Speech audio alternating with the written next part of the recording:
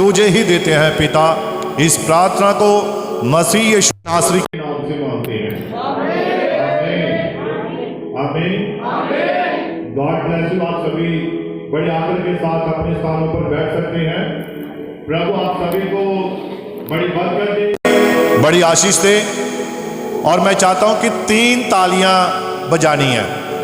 एक सबसे पहले ताली पूरे फुल जोर से, जितनी आप में ताकत है, जितनी आप में ताकत है, आनंद के साथ, खुशी के साथ। God bless you. ये पहली ताली। अब एक और ताली बजनी चाहिए, जितना आपके पास ताकत है। God bless you. अब तीसरी ताली बजाएंगे। God bless you. प्रभु आपको बड़ी बरकत दे, बड़ी आशीष दे। और जानते हैं ये 3 तालियां मैंने क्यों बजवाई हैं? सबसे पहले वाली जो ताली है वो परमेश्वर की महिमा के लिए, क्योंकि यहोवा परमेश्वर हमारे बीच में है। और जब कभी हम किसी स्थान पर इकट्ठा होते हैं तो हम उसी के नाम से इकट्ठा होते हैं और उसी को महिमा देने के लिए इकट्ठा होते हैं, तो उसकी प्रशंसा बनती है। दूसरी ताली मैंने किस लिए बजाई? वो आज की वर्शिप के लिए। बड़ी अच्छी वर्शिप, और खुदा बड़ी बरकत दे, बड़ी आशीष दे उन भाइयों को जिन्होंने उस महान परमेश्वर की आराधना की है, उसकी प्रशंसा की है। और तीसरी ताली पता किसके लिए थी? ये आप बताएंगे। वो आपके लिए थी। आपने बड़े ही विश्वास के साथ, बड़े जोश के साथ, बड़ी हिम्मत के साथ अपने कदमों के ऊपर खड़े रहे। मैं यही बात देख रहा था कि आपने जो इस आराधना में साथ दिया है भाइयों का, ये प्रशंसा के योग्य है। वरना बहुत सारे चर्चिस में, बहुत सारी जगहों पर मैं देखता हूं कि 2-3 गीत होते हैं, जबकि कहा नहीं जाता कि बैठ जाओ, तो सभी बैठे हुए होते हैं। मैं क्षमा चाहता हूं कि मैं बैठा हुआ था। उसका कारण क्या था? मैं अपने प्रिय भाई राजेंद्र जी के लिए इनके आगे एक रिक्वेस्ट करूंगा। ये मेरी सिर्फ सलाह है, बाकी आप मुझसे ज्यादा जानते हैं। ये स्पीकर मेरे कान में थोड़ा ज्यादा परेशानी कर रहा था और इसीलिए मैं थोड़ा नीचे बैठ गया था। और लेकिन मैंने जो आपको देखा कि आप बहनें, भाई लोग पूरी ईमानदारी के साथ खड़े थे, इसीलिए ये तीसरी ताली मैंने बजवाई थी। वो आपके लिए थी। Hallelujah, hallelujah. और मेरी रिक्वेस्ट है कि अगर हो सके तो ये वाला स्पीकर जरूर पीछे कहीं सेट करवाइए, ताकि कल को कोई और अगर पास्टर साहिबान या कोई यहां बैठा हो तो उसे कोई परेशानी ना हो। प्रभु आप सभी को बड़ी बरकत दे, बड़ी आशीष दे, और बड़ी अच्छी वर्शिप के लिए, अच्छे गीतों के लिए, अच्छे भजनों के लिए मैं उस महान परमेश्वर का धन्यवाद करता हूं। और खास करके कि यहोवा परमेश्वर ने आज आपके बीच में इस स्थान पर लेकर आया। और भाई राजेंद्र का मैं धन्यवाद करता हूं, भाई मंगल जी हैं, इनका मैं धन्यवाद करता हूं, जिन्होंने न्योता दिया कि इस चर्च में आए और यहोवा के वचन को उसके लोगों तक पहुंचाए। और उन्होंने ये अपना मंच दिया है प्रचार करने के लिए। मैं बड़ी आपको ब्लेसिंग देता हूं इस बात के लिए। और मंच किसी पास्टर का नहीं है, ये मंच किसी पास्टर का नहीं है, ना किसी ये चर्च का होता है। मंच हमेशा खुदा का होता है, क्योंकि खुदा ही अपने मंच से अपने वचन को बोल रहा होता है और उसके लोग उसके वचन को सुन रहे होते हैं। ये इसलिए ये मंच किसी पर्टिकुलर व्यक्ति का नहीं होता है, ये यहोवा का है। जो यहां पर खड़ा होता है वो उसके वचन को लेकर खड़ा होता है, तो जिसका वचन होता है उसी का मंच होता है। Hallelujah, hallelujah. और आप जानते हैं कि आराधना आराधना क्या लेकर आती है? आराधना छुटकारा लेकर आती है। आराधना आपकी चंगाई लेकर आती है। आराधना क्या करती है? मैं आपको एक खास बात बताना चाहता हूं। जब भी कोई प्रार्थना करते हैं हम विश्वासियों में से या खुदा के दासों में से, जब भी हम प्रार्थना करते हैं यहोवा परमेश्वर के आगे, तो वो प्रार्थना क्या करती है? प्रार्थना जवाब लेकर आती है। प्रार्थना उत्तर लेकर आती है। प्रार्थना हालातों को बदलती है। एक सेवक जब खुदा के आगे घुटनों के बल होता है और वो खुदा से मांगता है कि या यहोवा परमेश्वर मुझे तेरे लोगों के लिए वचन दे, कलाम दे, तो यहोवा से क्या देता है? ले भाई, ये वचन है, मेरे लोगों को सुना जाकर, मेरी कलीसिया को, मेरी प्रजा को बता जाकर। और जब वो सेवक खुदा से दुआ करता है कि यहोवा परमेश्वर मुझे वचन दे, तो उसे वचन मिलता है। प्रार्थना क्या करती है? प्रार्थना उत्तर लेकर आती है। वो प्रार्थना जब खुदा की हजूरी में पहुंचती है तो खुदा उस प्रार्थना को सुनता है और जवाब को भेज देता है। ऐसा ही होता है। लेकिन आराधना ये सबसे बड़ा काम करती है। आराधना क्या करती है? आराधना यहोवा को नीचे उतार लाती है। आराधना खुदा को उसके लोगों के बीच में उतार ले आती है और उन्हें छुटकारा देती है। Hallelujah, hallelujah. आप जानते हैं कि जब दाऊद आराधना के गीत गाता था, जब वो यहोवा की आराधना करता था, तो दाऊद की आराधना क्या करती थी? छुटकारे को लेकर आती थी। और छुटकारा किसका होता था? शाऊल का।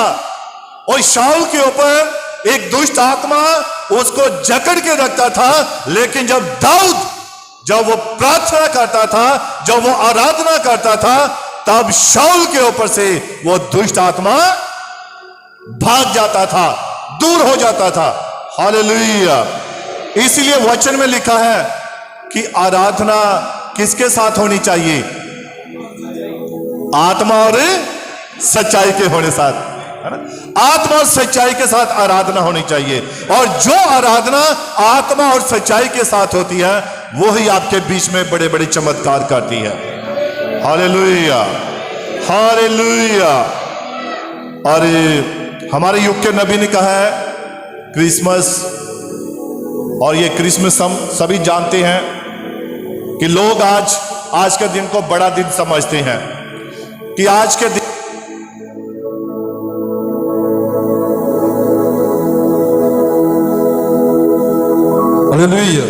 ऐसा नहीं है, क्योंकि खुदा का कलाम वचन हमें सिखाता है कि प्रभु यीशु मसीह 25 दिसंबर वाले दिन पैदा नहीं हुआ, है ना?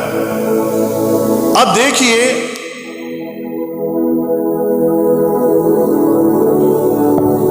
पिछले साल जो क्रिसमस आया था, कौन सा दिन था मालूम है आप किसी को? वो इतवार का दिन था, संडे का दिन था, जो पिछला बड़ा दिन था 25 दिसंबर। तो बहुत सारे कहते हैं 25 दिसंबर को आराधना नहीं होनी चाहिए, 25 दिसंबर के दिन ये नहीं होना चाहिए। लेकिन मैंने उस वक्त उन पास्टर साहिबान से कहा, मैंने कहा पास्टर जी इस बार तो इतवार है, तो आज के दिन फिर बंदगियां बंद होनी चाहिए, क्योंकि आज तो बड़ा दिन है। सभी दिन खुदा के बनाए हुए हैं, खुदा ने कोई दिन अलग नहीं बनाया। हम हर दिन उसकी आराधना कर सकते हैं, हम हर दिन उसकी स्तुति कर सकते हैं, हम हर दिन उसकी बंदगी कर सकते हैं। Hallelujah, hallelujah. तो इसीलिए नबी ने तो हमें यह चेताया है कि 25 दिसंबर वाले दिन यीशु मसीह पैदा नहीं हुआ। और जैसा कि हमारे युग के नबी ने कहा है कि ये जो 25 दिसंबर का दिन है, इस दिन में क्या होता था? इस दिन को लोग सन डे, सूर्य को दिन को मनाते थे। वो सूर्य का दिन था कि सूर्य उस दिन बड़ा हो जाता था और उसकी रोशनी तेज हो जाती थी, गर्मी तेज हो जाती थी, बड़ा दिन होता था। इसीलिए लिखा है खुदा की कलाम में, नबी कहता है कि उस दिन को सन डे, सूर्य का दिन करके मनाया जाता था। लेकिन हुआ क्या, जो उस वक्त के जो बड़े बड़े पोप थे, बिशप थे, जो गलत शिक्षा वाले थे, उन्होंने क्या किया, उन्होंने यीशु मसीह के दिन को, आप देखिए पुत्र को इंग्लिश में क्या कहेंगे, सन, SON। सूर्य के स्पेलिंग क्या है, SUN, सूर्य, सन डे। तो संडे वो सूर्य का दिन था, लेकिन सूर्य को दिन को उन्होंने किस में बदल दिया, पुत्र के दिन को यहां पर ले आए। कारण कि उस दिन लोग बहुत इकट्ठा होते थे, बहुत सारे लोग इकट्ठा होते थे, तो उन्होंने अपने दिमाग की उपज को जगाया, अरे क्यों ना हम मसीह के नाम को, मसीह के जन्मदिन को इस दिन में करना शुरू कर दें। तो उन्होंने संडे को संडे यानी कि पुत्र का दिन बना दिया। यानी कि नबी कहता है ये पागान त्योहार है, जो पागान मूर्ति पूजा थी, ये उसका एक हिस्सा है। अब देखिए पुराने समय की थोड़ी सी मैं बात कर रहा हूं, थोड़े आप 10, 15, 20 साल पीछे चले जाइए, तो वहां उस वक्त क्या था, जब किसी को टाइफाइड बुखार होता था तो उसे कौन सी गोली दी जाती थी, कुनैन की शायद, जो सबसे कड़वी होती थी। और जब वो गोली दी जाती थी तो बच्चे लोग या कुछ जवान लोग या कोई व्यक्ति उन्हें खा नहीं सकते थे, इतनी कड़वी होती थी। तो उसको खिलाने के लिए फिर क्या किया जाता था, या कोई मिठाई उसमें उसे डाल दिया जाता था और बच्चे या जवान खा लेते थे। तब उन्हें कुछ पता नहीं लगता था, क्योंकि जो मीठा था वो उस कड़वाहट को ढक लेता था। वैसे ही ये 25 दिसंबर का दिन प्रभु यीशु मसीह के जन्मदिन को इससे ढक दिया गया है, लेकिन अगर उसके नीचे क्या है, उसके नीचे पागान का त्योहार है। हालेलुया। तो नबी ने हमें इन चीजों से बचने के लिए कहा है। Hallelujah, hallelujah. और छुटकारा जानते एक ही जगह से आता है, और वो खुदा का कलाम है, वो खुदा का वचन है, जहां से छुटकारा आता है। हालेलुया। तो हमने वचन में पढ़ा है, और दूसरा कुरिन्थियों 5 उसकी 17 के अनुसार, सो यदि कोई मसीह में है तो वो नई सृष्टि है, पुरानी चीजें जाती रही, देखो वो सब नई हो गई हैं। अब देखिए हम नए होते कैसे हैं। ये आज का जो वचन है, ये वचन आप सबकी जिंदगी से रिलेटेड है, आप सबके साथ जुड़ा हुआ है। ये आज का वचन कोई गहरा वचन नहीं है, एक बिल्कुल साधारण बातें हैं जो कि हर एक विश्वासी के जीवन के साथ जुड़ी हुई हैं। हालेलुया। तो अब देखिए, हम देखते हैं खुदा के कलाम में पढ़ा, सो यदि कोई मसीह में है तो वह नई सृष्टि है, पुरानी चीजें जाती रही, देखो वो सब नई हो गई हैं। अब नई होती कब है?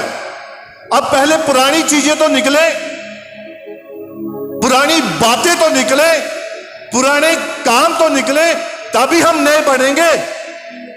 और खुदा की कलाम में कुलुस्सी 3 जब हमने पढ़ा 5, इसलिए अपने उन अंगों को मार डालो जो पृथ्वी पर हैं। ध्यान से सुनिए मेरी बात को, अर्थात व्यभिचार, अशुद्धता, दुष्कामना, बुरी लालसा, लोभ को जो मूर्ति पूजा के बराबर है, इन ही के कारण परमेश्वर का प्रकोप आज्ञा ना मानने वालों पर पड़ता है। हालेलुया। आप बाद में इन सारी बातों को पढ़ सकते हैं। यानी कि ये सब चीजें पहले खत्म होंगी, निकलेंगी, तभी हम मसीह में नई सृष्टि बन सकते हैं। हालेलुया। हम कहें कि हम मसीह हैं, हमने बपतिस्मा ले लिया है, हम चर्च में जाते हैं, हम खुदा की आराधना करते हैं, लेकिन ये पुराना मनुष्यता, पुरानी बातें अगर हमारे अंदर है तो अभी तक हम नई सृष्टि नहीं बने हैं। हालेलुया। अब देखिए, यीशु मसीह नई जिंदगी देता है, हम इस बात का विश्वास करते हैं। नई जिंदगी देता है, वो हमें नया बनाता है। ये एक बहुत बड़ी बात और सच्चाई है कि सचमुच यीशु मसीह हमें नया बनाता है और हमें नया बनना भी चाहिए। क्यों बनना चाहिए? क्योंकि हमने प्रभु यीशु मसीह को अपना उद्धारकर्ता स्वीकार किया है, अपना मुक्तिदाता स्वीकार किया है, इसलिए हमें नया बनना जरूरी है। अब देखिए, यीशु मसीह मुझ में दिखाई दे, मसीहत में हर इंसान की जिंदगी में यीशु मसीह का दिखाई देना निहायत जरूरी है।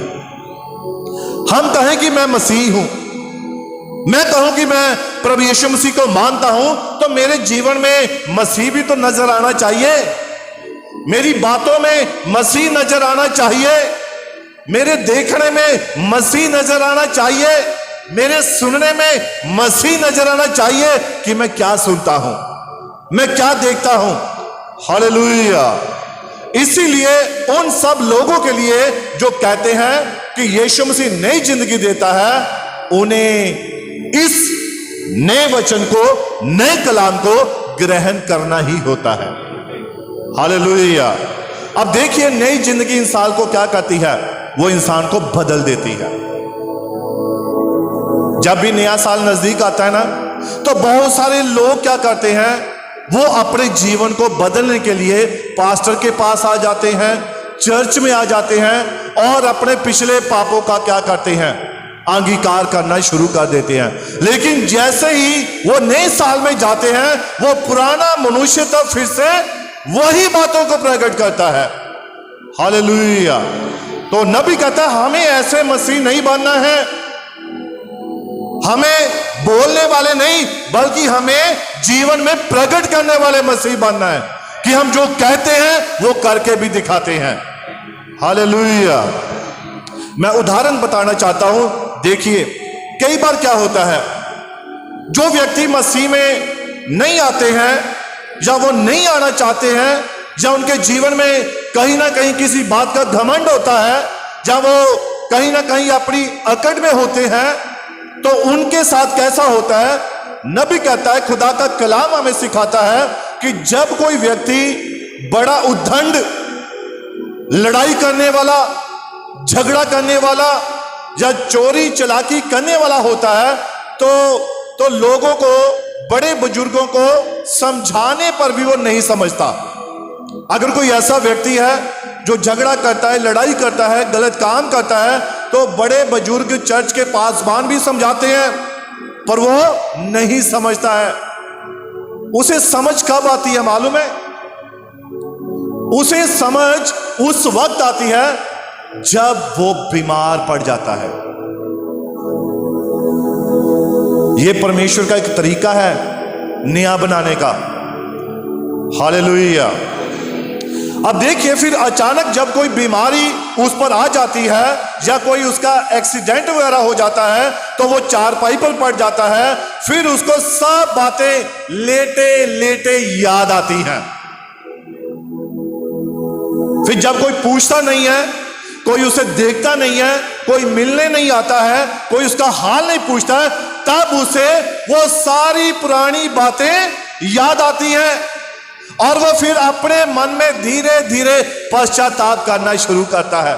प्रभु मुझे क्षमा कर दे, एक बार चंगा कर दे, मैं अपने भाई बहनों से क्षमा मांगूंगा, मैं अपनी गलतियों का इकरार करूंगा, मैं अपने गुनाहों का पश्चाताप करूंगा। प्रभु एक बार मुझे क्या कर दे, मुझे चंगा कर दे। और ये परमेश्वर की एक प्रक्रिया चल रही होती है उसके जीवन में, और खुदा उसे नया बना रहा होता है। जब वो अकेला पड़ा होता है तब उसे सारी बातें याद आती हैं, स्मरण आती हैं, जब कोई उसे पूछ नहीं रहा होता है। हालेलुया। और फिर वो परमेश्वर से क्षमा मांगने लगता है, अपनी गलतियों को, अपने गुनाहों का पश्चाताप करने लगता है। प्रभु मैं दोबारा ऐसा नहीं करूंगा, मुझे माफ कर दे। हालेलुया। और जब माफी मांगता है तब वो नया बन जाता है, तब वह मसीह में एक नई सृष्टि होता है। क्योंकि अब उसने किसी मनुष्य की बात नहीं मानी, पर अब उसने खुदा की आवाज को सुना। क्योंकि मनुष्य जब अपनी ताकत में होता है, अपने धन दौलत में होता है, वो किसी की नहीं सुनता है। लेकिन जब कोई प्रॉब्लम, कोई बीमारी, कोई परेशानी आ जाती है, तब खुदा ही उसे बदलता है। Hallelujah, hallelujah. और यह परमेश्वर की एक प्रक्रिया चल रही होती है और उस व्यक्ति का सुधार हो रहा होता है। परमेश्वर उसे साफ कर रहा होता है, उसे एक नया इंसान बना रहा होता है, फिर वह मसीह में एक नई सृष्टि बन जाता है। हालेलुया। तो हम क्यों ऐसी स्थिति में आए? हम क्यों एक्सीडेंट करवाएं? हम क्यों बीमार पड़े कि खुदा हमें इस तरीके से नया बनाए? खुदा हमें अपने दास के द्वारा, अपने सेवक के द्वारा, अपने कलाम के द्वारा चेताता है, वो समझाता है कि अपना जीवन सुधारो, मसीह के वचन के अनुसार चलो।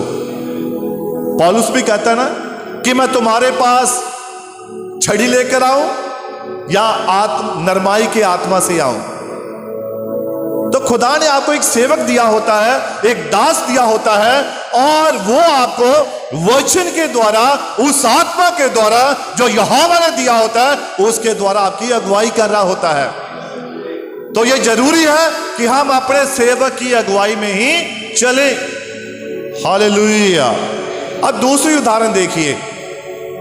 कई बार क्या होता है, जो व्यक्ति भले चंगे होते हैं और वो शराब पी रहे होते हैं, वो नशा कर रहे होते हैं, अपनी पत्नी को पीट रहे होते हैं और कमाते कुछ नहीं है, काम कुछ नहीं कर रहे होते।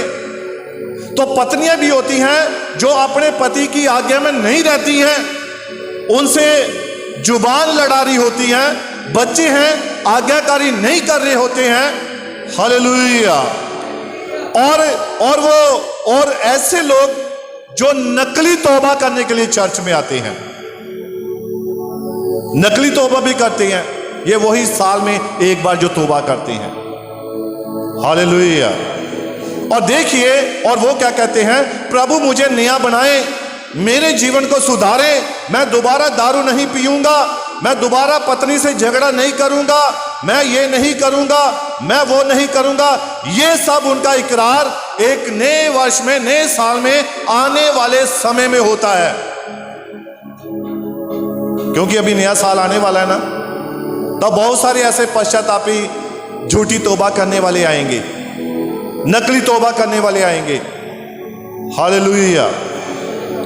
और देखिए, ये सब उनका इकरार नए वर्ष के एक दिन पहले या नए दिन में आदि, परंतु जैसे ही नए साल या नए वर्ष में पहला दिन बीता है, अगले दिन फिर से वही कार्रवाई चल रही होती है। उनके जीवन में कोई फर्क नहीं पड़ा होता है। ऐसे लोग कभी मसीह में नई सृष्टि नहीं बने होते हैं। वो मसीह में अभी तक आए नहीं है, उन्होंने अभी तक मसीह को पहचाना ही नहीं है। Hallelujah, hallelujah. ध्यान दें, जो मसीह के वचन पर भरोसा करता है, विश्वास करता है, मसीह उसको नई सृष्टि बनाता है। जो पूरी ईमानदारी के साथ उसके पास आते हैं, उन्हें ही वो नई सृष्टि बनाता है। हालेलुया। नया जीवन जब आता है, वो इंसान को, मनुष्य को, उसके जीवन को बदल देता है। जब नया जीवन आ जाता है, नई सृष्टि बन जाते हैं, हमारा स्वभाव बदल जाता है, हमारी बातें बदल जाती हैं, हमारा देखने का तरीका बदल जाता है, हमारा सुनने का तरीका बदल जाता है। पहले हम गलत बातों पर, चुगली पर, निंदाओं पर कान लगाते थे। हालेलुया। स्वभाव बदल गया, परंतु कब? जब मसीह को अपना उद्धारकर्ता स्वीकार किया, सच्चे मन से तौबा की, सच्चे मन से पश्चाताप किया, तब जाकर हमारा स्वभाव बदलता है। Hallelujah, hallelujah. पहले हम गालियां निकालने वाले होते हैं, लेकिन जैसे ही स्वभाव बदला, गालियां निकालना बंद, चुगली करना बंद, गलत देखना बंद, मोबाइल में पोर्न देखना, गंदी चीजें देखना, ये सब बंद। पहले क्या करते थे?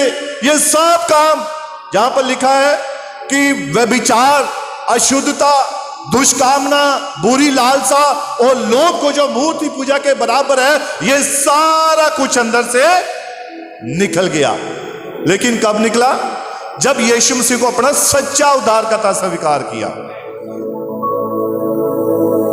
बीमारी आती है ना, तो बीमारी जो लोग अकड़े रहते हैं, ऐसे रहते हैं, खुदा उन्हें ऐसी प्रॉब्लम में डाल देता है, फिर उन्हें नया बढ़ाता है।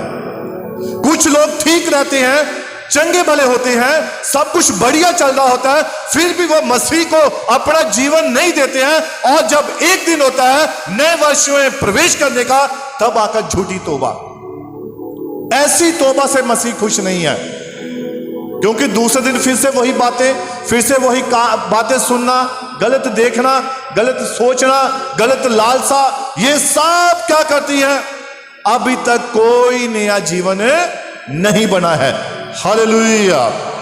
इसीलिए इसके लिए आपको पूरी ईमानदारी के साथ, नम्रता पूर्वक, दीनहीन होकर सिर्फ यीशु मसीह को इतना बोले कि प्रभु यीशु मसीह, आप मेरी जिंदगी को बदल दें। आप खुदा की उपस्थिति में आए, घुटनों के बल होइए और दीनहीन होकर प्रार्थना कीजिए, प्रभु आज मैं अपना जीवन तुझे देता हूं, आज मुझे तू बदल दे, आज मेरे जीवन को बदल दे, आज मेरी बातों को बदल दे, आज मेरे देखने के तरीके को बदल दे, आज मेरे बोलने के तरीके को बदल दे। तब यीशु मसीह आपको नया बना देगा। Hallelujah, hallelujah.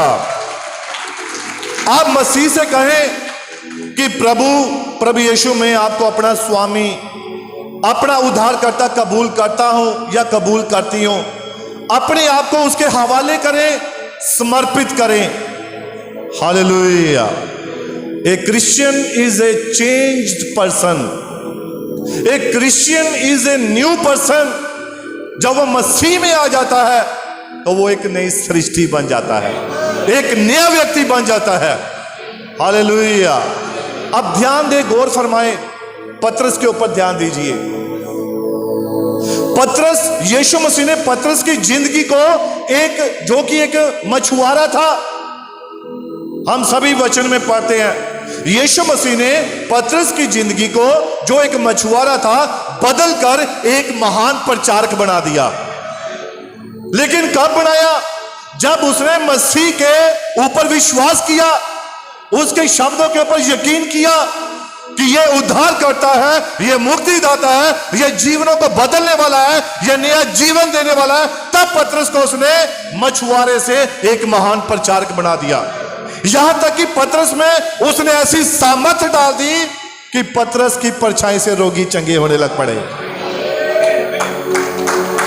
पतरस जहां से भी गुजरता था, रोगी चंगे हो जाते थे, बीमार चंगे हो जाते थे, और लोगों में यह विचार था, लोग ये विश्वास करना शुरू हो गए कि पतरस आज इस गली में से गुजरने वाला है, पतरस आज इस गांव से जाने वाला है। तो लोग बीमारों को खाटों पर, खटोलों पर, चारपाई के ऊपर गलियों में डाल देते थे। किस लिए? अरे पतरस की परछाई में इतनी सामर्थ थी। तो आप देखिए, विश्वास कीजिए, उसके पास कैसी सामर्थ होगी। अगर परछाई उसका ये काम कर रही है, तो अगर पतरस किसी के ऊपर हाथ रख दे, फिर क्या होगा? हालेलुया। उसकी परछाई इतना बड़ा काम कर रही है, तो पतरस अगर किसी पर हाथ रखे, किसी के लिए दुआ करे, तो वो व्यक्ति का जीवन उसी वक्त बदल जाएगा। ये सामर्थ है। मसीह हमें नया बनाना चाहता है। मसीह चाहता है कि उसके लोग जब जहां से भी जाएं, पतरस की तरह उनकी परछाई से रोगी चंगे हो जाएं। मसीह हमें ऐसा बनाना चाहता है। Hallelujah, hallelujah. देखिए जक्कई को, जक्कई छोटे कद का नाटा सा व्यक्ति, क्या काम करता था? वो चुंगी लेने वाला था, है ना। और देखिए जक्कई की जिंदगी को बदलकर यीशु मसीह ने अन्याय के विरुद्ध खड़ा होने वाला सेवक बना दिया। यीशु मसीह, जब हम गुनाह में होते हैं, हम पाप में होते हैं, हम गलत कर रहे होते हैं, तब यीशु मसीह हमारे जीवन को बदल देता है। जब हम उसके पास ईमानदारी के साथ आते हैं। हमारे मन में एक इच्छा होनी चाहिए, एक चाह होना चाहिए मसीह को मिलने का, जैसे इस जक्कई के अंदर था। इसके अंदर बड़ी तमन्ना थी, बड़ी इच्छा थी कि मैं मसीह को देखूं, और इसी तमन्ना ने इसे एक नया जक्कई बना दिया था। हालेलुया। दुष्ट आत्मा से भरे व्यक्ति को देखिए जो कब्रों में रहता था, और नबी कहता है उसे जंजीरों से जकड़कर रखा जाता था, उसकी जिंदगी को बदलकर एक नया इंसान बना दिया। हालेलुया। शाऊल को जो मसीही लोगों का सताता था, उसे बदलकर पौलुस बना दिया, और जब पौलुस एक नया व्यक्ति बन गया, उसका जीवन नया बन गया, तब पौलुस के साथ कैसा होने लगा? लिखा है खुदा के कलाम में, रुमाल, साधारण रुमाल भी बीमारों को चंगा कर देते थे। साधारण रुमाल भी रोगियों को चंगा कर देते थे। साधारण कपड़ा भी दुष्ट आत्मा को निकाल देता था। कब निकाल देता था? जब पौलुस के शरीर से लगाकर बीमार पर डाल दिया जाता था। तो ये क्या था? ये मसीह में एक नई सृष्टि है, एक नई जिंदगी है, एक नया जीवन है। हालेलुया। और देखिए मसीह जगत में क्यों आया, संसार में क्यों आया यीशु मसीह? ताकि वो आपको अपना जीवन दे। मैं काफी दिन हो गए हैं, मेरे ख्याल से एक मंथ, हम जो शुक्रवार की जो प्रार्थना कर रहे हैं, नाइट प्रेयर, जिसमें पूरी कलीसिया ऑनलाइन प्रेयर में शामिल होती है रात को 9:30 बजे के करीब। और उस प्रार्थना में मैंने नबी का एक संदेश है, द होली घोस्ट, पवित्र आत्मा। पवित्र आत्मा क्या है? पहली बात हमें यह मालूम होना चाहिए पवित्र आत्मा है क्या। बहुत सारे लोग समझते हैं कि पवित्र आत्मा अन्य अन्य भाषा बोलना यही पवित्र आत्मा है। तो नबी ने इस संदेश में, इस मैसेज में बताया कि पवित्र आत्मा क्या है। पवित्र आत्मा जब हमें मिलता है तो वो हमसे क्या करवाता है? हमें कैसे मालूम होता है कि हमें पवित्र आत्मा मिला है? हो सकता है आपको पवित्र आत्मा मिला हो और आपको पता भी ना हो। ऐसा होता है। हो सकता है आपको यह ना मालूम हो कि पवित्र आत्मा मुझे मिल चुका है, और अगर पवित्र आत्मा मिल जाता है तो वो हमसे क्या चाहता है, क्या करवाना चाहता है। तो नबी ने इस संदेश में बताया है कि पवित्र आत्मा जो है, जो सबसे पहले अब्राहम को खुदा ने एक चिन्ह दिया था। पवित्र आत्मा एक चिन्ह, एक खतना। हालेलुया। समझने मेरी बात को? नबी कहता है कि सबसे पहले यहोवा परमेश्वर ने अब्राहम को खतने के रूप में पवित्र आत्मा का चिन्ह दिया था। फिर उसने उसे कैसे, किसके रूप में दिया? एक शाप के रूप में। पवित्र आत्मा एक शाप है जो कि अंत के दिन तक आपके ऊपर लगी हुई है, और लोगों को पता नहीं है कि हम शायद हमारे ऊपर वो पवित्र आत्मा की शाप है या नहीं है। इफिसियों की पुस्तक में लिखा है। फिर लिखा है पवित्र आत्मा कौन है? पवित्र आत्मा एक अधिवक्ता है, पवित्र आत्मा एक वकील है, और वकील का काम क्या होता है? आपके लिए पैरवाई करना। हालेलुया। आपके लिए पैरवाई करना। पवित्र आत्मा कैसे पैरवाई करता है? नबी कहता है कई बार क्या होता है, हम गलत करना नहीं चाहते, हम नहीं चाहते हमसे गलती हो, लेकिन कई बार हमसे गलती हो जाती है, और तब पवित्र आत्मा यहोवा के आगे हमारी पैरवाई करता है। क्या यहोवा, ए पिता, इसने ये गलती जानबूझकर नहीं की, इसके मन में कोई गलत उद्देश्य नहीं था, ये ऐसा करना नहीं चाहता था, परंतु अचानक हो गया, इसलिए प्रभु ये सच्चा है, इसके ऊपर पवित्र आत्मा की शाप है। हालेलुया। तो पवित्र आत्मा क्या है? पवित्र आत्मा एक अधिवक्ता है, एक वकील है जो हमारी पैरवाई करता है। पौलुस क्या कहता है कि जब भी मैं अच्छा करना चाहता हूं मुझसे बुरा होता है। ऐसा ही है वो। तो क्या उसके ऊपर पवित्र आत्मा की मोहर नहीं थी? क्या वो परमेश्वर का चुना हुआ नहीं था? क्या क्या पवित्र आत्मा उसका अधिवक्ता नहीं था? सब कुछ था। हालेलुया। पवित्र आत्मा क्या है? एक छाप है। पवित्र आत्मा एक खतना है, एक चिन्ह है। पवित्र आत्मा एक अधिवक्ता है। पवित्र आत्मा एक सहायक है। यीशु मसीह ने कहा, मेरा जाना तुम्हारे लिए अच्छा है। अगर मैं ना जाऊं तो तुम्हें सहायक नहीं मिलेगा। अब वो सहायक कौन है? अर्थात पवित्र आत्मा, जो आपके साथ रहेगा। हालेलुया।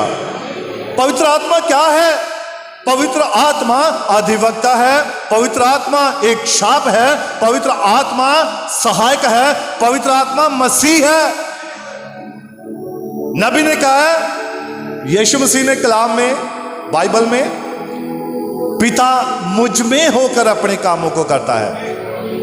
मुझ में होकर अपने कामों को करता है। फिलिपुस ने पूछा, अगर प्रभु ऐसी बात है तो हमें पिता का दर्शन करा। तो उसने कहा, जिसने मुझे देखा उसने पिता को देखा। अब देखिए खास बात, नबी कहता है, यहोवा परमेश्वर ने क्या किया?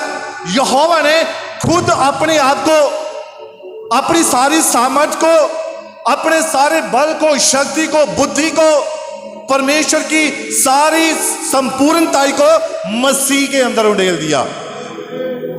किसके अंदर उंडेल दिया? मसीह के अंदर उंडेल दिया। और मसीह ने क्या किया? मसीह ने जो कुछ उसके पास था, जो मसीह का था, वो सब उसने अपनी कलीसिया में उंडेल दिया। तो आज कलीसिया के पास क्या है? पवित्र आत्मा है, मसीह है उसके पास। Hallelujah, hallelujah. तो नबी कहता है, यह पवित्र आत्मा क्यों दिया जाता है? किस कारण दिया जाता है? और खुदा का कलाम कहता है, पवित्र आत्मा इसीलिए दिया जाता है ताकि हम खुदा के कामों को लगातार करते रहें। अब जो खुदा का काम है वो कौन करने वाला है? पवित्र आत्मा है। और पवित्र आत्मा को एक बॉडी चाहिए, एक शरीर चाहिए, एक कलीसिया चाहिए, एक जन चाहिए, एक व्यक्ति चाहिए, जिसके द्वारा खुदा अपने कामों को लगातार करता रहे। इसीलिए पवित्र आत्मा दिया जाता है ताकि हम पवित्र आत्मा के कामों को करते रहें। बाइबल में लिखा है, लगातार दुआ करते रहो, लगातार प्रार्थना करते रहो। तो पवित्र आत्मा का काम क्या है? लगातार प्रार्थना करना। तो वो इसलिए पवित्र आत्मा चाहता है कि आप लगातार प्रार्थना में बने रहें। Hallelujah, hallelujah. और देखिए यहां पर आप देखते हैं कि शाऊल को जो मसीही लोगों को सताता था, बदलकर पौलुस बना दिया। मसीह जगत में क्यों आया? ताकि वो आपको अपना जीवन दे सके। हालेलुया।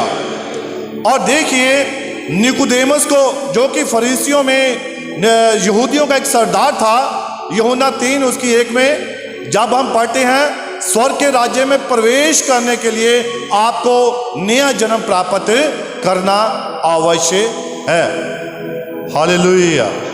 अब निकुदेमस जो यहूदियों का सरदार था और उसके पास व्यवस्था थी, वो सब बातें जानता था।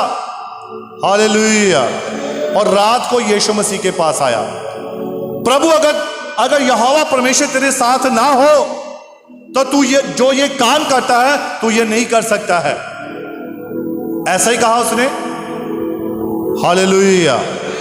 तो यीशु मसीह ने क्या कहा कि मनुष्य जब तक जल और आत्मा से नया जन्म ना ले, तब तक वो स्वर्ग के राज्य में प्रवेश नहीं कर सकता। यानी कि आपको अगर रैप्चर में जाना है तो नया बनना आवश्यक है, नया जीवन प्राप्त करना जरूरी है। हालेलुया। अब देखिए, आप अपने आप को परमेश्वर की संतान होने के लिए समर्पण करें, ग्रहण करें। यूहन्ना 1:12 में लिखा है, परंतु जितनों ने उसे ग्रहण किया उसने उन्हें परमेश्वर की संतान होने का अधिकार दिया। हालेलुया। और जैसा कि हमें इस आने वाले नए वर्ष में भी खुदा के साथ कुछ कमिटमेंट करनी चाहिए, नहीं करनी चाहिए। एक विश्वासी के लिए निहायत जरूरी है अगर वो अपने आप को मसीही कहता है, वो कहता है, लोगों को बताता है आप कहाँ आराधना करते हैं, मैं फलानी चर्च में आराधना करता हूँ, मैं एक मसीही हूँ, मेरा जीवन वचन के अनुसार गुजारना चाहता हूँ। जब आप लोगों को ऐसा बताते हैं तो आपका जीवन वैसा होना भी चाहिए, आपको वैसे दिखने भी चाहिए। हालेलुया। अब देखिए, वायदे करें, कमिटमेंट करें, प्रतिज्ञा करें खुदा के साथ कि प्रभु यीशु मसीह तू मुझे नया इंसान बना दे। और सबसे खास बात, आने वाले नए साल के लिए फैसला कीजिए। नए साल में प्रवेश करने से पहले एक फैसला कीजिए परमेश्वर के साथ, खुदा के साथ। जैसे कि उदाहरण के तौर पर मैं बताना चाहता हूं, हो सकता है कि आपने पिछले साल में या पिछले समय में आपने बहुत सारी गलतियां की हो, है ना, आपसे बहुत सारे गलत काम हुए हों, आपने गलत देखा हो, गलत बोला हो सकता है आपने ऐसा बहुत कुछ किया हो और हमने प्रभु यीशु मसीह की जरूरत को महसूस ही ना किया हो सकता है हमने अपने विचारों में मसीह को नकार दिया हो। चलो छड्डो, क्या दुआ करनी इस काम के लिए, छोटा सा काम है, क्या प्रार्थना करनी। हो सकता है अपने विचारों में हमने कभी ऐसा सोचा हो, हालेलुया। हो सकता है उससे दूर रहकर अपनी जिंदगी गुजारी हो सकता है उसके कामों में आपने रुकावट डाली हो सकता है चर्च के कामों में आपने खुदा के कामों में रुकावट डाली हो। अगर पत्नी चर्च में जा रही है तो पति ने रुकावट डाली हो, अगर पति चर्च में आ रहा है तो पत्नी ने रुकावट डाली हो। तो आप इसके लिए कमिटमेंट कर सकते हैं कि यहोवा परमेश्वर, दोबारा मैं ऐसा नहीं करूंगा, ना करूंगी। हालेलुया। आप लगातार हो सकता है चर्च नहीं आए हो, आप कभी समय से चर्च में ना आए हो। कमिटमेंट करें, प्रभु अब नए साल में मैं समय से चर्च में आऊंगा, या नए साल में नए समय में मैं चर्च में समय से आऊंगी। आप कमिटमेंट करें, खुदा के साथ वायदा करें। हालेलुया। हो सकता है पिछले दिनों में, पिछले समय में आपने संतों की सेवा ना की हो सकता है आपने संतों का आदर मान ना किया हो। हालेलुया। आप कमिटमेंट करें, प्रभु आने वाले साल में तेरे संतों का मैं आदर सत्कार करूंगा, उनकी रिस्पेक्ट करूंगा। हालेलुया। आपने अपने, हो सकता है अपने पास्टर से, कलीसिया से सही व्यवहार ना किया हो सकता है आपने ऐसा किया हो। क्यों भाई लोग, बहनें लोग बैठी हैं, हो सकता है कभी आपके मन में ऐसा आ गया हो कि आपने अपने पास्टर से सही व्यवहार ना किया हो सकता है आपने कलीसिया के भाई बहनों से सही व्यवहार ना किया हो। तो आप कमिटमेंट करें, प्रभु अब दोबारा मैं ऐसा नहीं करूंगा, ऐसा नहीं करूंगी। हालेलुया। आप अपनी पत्नी के प्रति हो सकता है ईमानदार ना रही हो, या पत्नी अपने पति के प्रति ईमानदार ना रही हो, तो आप कमिटमेंट कीजिए, प्रभु अब दोबारा ऐसा नहीं होगा, वायदा कीजिए। हालेलुया। हो सकता है आपके बच्चों ने अपने माता पिता की आज्ञाकारी ना की हो। जो नौजवान बच्चे बैठे हैं, नौजवान बेटियां हैं, नौजवान बेटे हैं, हो सकता है आपने अपने माता पिता का कहना ना माना हो। आप कमिटमेंट करें, प्रभु इस नए साल में, इस नए वर्ष में मैं अपने माता पिता की आज्ञाकारी करूंगी, अपने माता पिता की आज्ञाकारी करूंगा। हालेलुया। आप कमिटमेंट करें, आप वायदा करें, प्रतिज्ञा करें, नया बनने की कोशिश करें कि मसीह मुझे नया बना, प्रभु मैं अपना जीवन तुझे समर्पित करता हूं। हालेलुया। हो सकता है आपने गलत जीवन गुजारा हो सकता है आप ठीक चलना चाहते थे परंतु नहीं चल पाए। इसके लिए कमिटमेंट कीजिए कि प्रभु मैं पिछले जीवन में सही नहीं चल पाया, अब प्रभु मैं पक्का सही चलूंगा। कमिटमेंट कीजिए। हालेलुया। परंतु अब इन सब बातों के ऊपर ज्यादा ना सोचे। मसीह कहता है आपसे, कलाम कहता है, अब आप इन बातों को ज्यादा ना सोचे। अब क्या करें कि आपने क्या कमाया, आपने क्या गवाया, आपने कितना नुकसान हुआ, पिछली बातों को, पिछले कामों को छोड़कर नई जिंदगी के साथ सोचना शुरू करें। हालेलुया। कितने सहमत हैं मेरी इस बात से? पिछली बातों को भूलकर क्या नुकसान हुआ, क्या कमाया, क्या गवाया, इन सारी बातों को भूलकर मसीह में एक नया जीवन गुजारने की प्रतिज्ञा करें। Hallelujah, hallelujah. आपने पिछले साल की, पिछले समय की परमेश्वर की भलाइयों के बदले खुदा को क्या दिया? अगर पिछले साल में भी तो खुदा ने भलाइयां की हैं, तो इसके बदले आपने खुदा को क्या दिया? उसके लिए आपने क्या किया? आप जानते हैं, हर दिन आपको प्रभु नया देता है। हर दिन। बहुत सारे लोग रात को सोते हैं परंतु सुबह उठ नहीं पाते हैं। इसका कारण पता क्या है? अंधकार की शक्तियां आपके पीछे लगी हुई होती हैं, और खास करके उस व्यक्ति के पीछे जो एक अपने आप को मसीह कहलाता है, उसके पीछे अंधकार की शक्तियां बहुत लगी होती हैं। और ऐसा है, मैं आपको एक खास बात बताना चाहता हूं। रात के समय में ही सबसे ज्यादा शैतान काम करता है।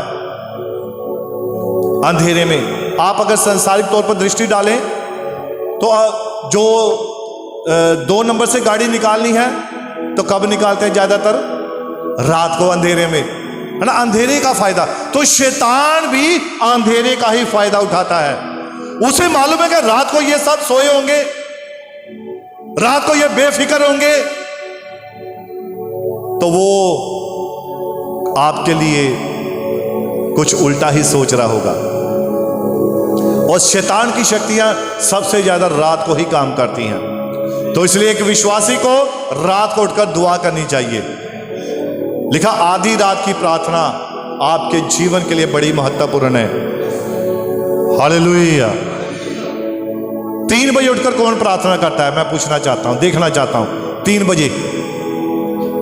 बजे कौन कौन उठकर प्रार्थना करता है? God bless you. एक सिस्टर का हाथ खड़ा हुआ है। 12 बजे कौन प्रार्थना करता है? आधी रात को 12 से 2-3 बजे तक। तो आप चौकन्ने हो जाइए जो नहीं करते हैं। यही वो समय होता है, खुदा ने जो इस समय दिया हमें कि हम रात को भी चौकसी करें, हम सोते ही ना रहें। शैतान अपना काम कर जाता है। हम चर्च में प्रार्थना करवा कर आते हैं, प्रभु मेरे बेटे के लिए नौकरी दे, मुझे घर मिल जाए, मुझे गाड़ी मिल जाए, और अपनी प्रार्थना वहां रख कर आ जाते हैं। कभी हमने अपनी प्रार्थना की पैरवाई की? बताइए, कभी हमने उस प्रार्थना की सुरक्षा की कि हमने जो प्रभु से मांगा है, प्रभु देने में सामर्थ्य है, वो देने में कभी भी हिचकिचाएगा नहीं, वो कभी देर नहीं करेगा। परंतु प्रभु के बीच में और आपके बीच में एक ऐसा है जो आपके काम को देरी से करवाता है, वो शैतान है। वो आपकी ब्लेसिंग को, आपकी आशीष को रोक के रखना चाहता है। इसके लिए आपको प्रार्थना लगातार जरूरी चाहिए। यही है नया बनना। हम बहुत बड़े बड़े प्रचार सुन चुके हैं, बड़े बड़े हैवी प्रचार सुन चुके हैं, लेकिन जीवन फिर भी वही है। ऐसा ही है।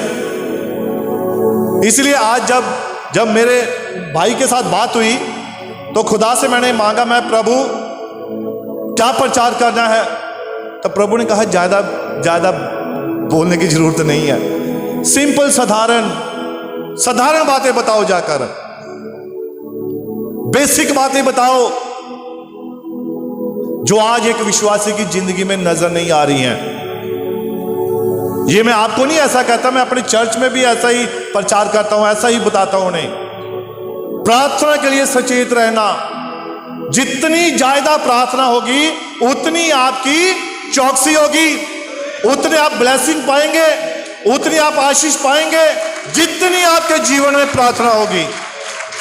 मैं तो यहां तक कहता हूं कि जब आप खाना भी खाने लगे उससे पहले प्रार्थना कर लीजिए। आप बाहर जाने में कुछ भी करें, जब भी फ्री समय मिले उस फ्री समय में आप प्रार्थना ही करें। और यही एक ऐसी चीज है जो आपके हालातों को बदलने की सामर्थ्य रखती है। Hallelujah, hallelujah. इसीलिए पिछले साल की, पिछले समय की परमेश्वर की भलाइयों को बदले आपने खुदा को क्या दिया, हमारी जिंदगी उसकी निगाह में कैसी रही, हमारा आत्मिक जीवन कैसा रहा, उसके बारे में सोचना शुरू करें। हालेलुया। इसलिए प्रभु कहता है, देख मैं सब चीजों को नया बना देता हूं, पुरानी चीजें जाती रही, देखो सब नई हो गई हैं। अब हम मसीह में नई सृष्टि हैं। प्रभु यीशु मसीह हर मनुष्य को, हर व्यक्ति को नया बनाकर पापों से छुटकारा देना चाहता है। हालेलुया। परंतु शैतान बहुत चालाक है। ध्यान से सुनिए अब बात को। शैतान भी बहुत चालाक है। वो क्या करता है, वो सभी मनुष्यों से कहता है तुम्हारा जीवन बिल्कुल सही है, तुम बिल्कुल ठीक ठीक चल रहे हो, तुम्हारे जीवन में कोई कमी नहीं है। अरे कमी तो पास्टर में है, कमी तो कलीसिया के लोगों में है, कमी तो उस व्यक्ति में है, उस भाई में है। शैतान बहुत चालाक है। हालेलुया। वो सभी मनुष्यों से कहता है तुम्हारा जीवन बिल्कुल सही है, वो अगला व्यक्ति गलत है, वो आपको सही ठहराता है। लेकिन देखिए, परंतु आपके रिश्तेदारों से पूछो, जो व्यक्ति कहता है कि मैं ठीक हूं, उसकी पत्नी से पूछो कि वो ठीक है, बताइए। उसके बच्चों से पूछिए। कोई व्यक्ति कहता है कि अगर मैं धर्मी हूं, मैं बिल्कुल ठीक हूं, तो मैं कहता हूं मैं अभी एक बच्चे को यहां बुलाता हूं, उसे मैं भी पूछ लेता हूं, पता लग जाएगा उस परिवार की हालात। बच्चे, जितना आपकी पत्नी आपके बारे में जानती है, जितना आपके बच्चे आपके बारे में जानते हैं, उससे अधिक कोई दूसरा व्यक्ति नहीं जानता है। अगर अभी बच्चे हैं ना, बच्चे वो सब बातें खोल देते हैं। अभी उनसे पूछूं बेटा बताओ मम्मी पापा घर में झगड़ते हैं, तो बच्चे ने क्या कहना, अगर झगड़ देंगे वो बता देगा।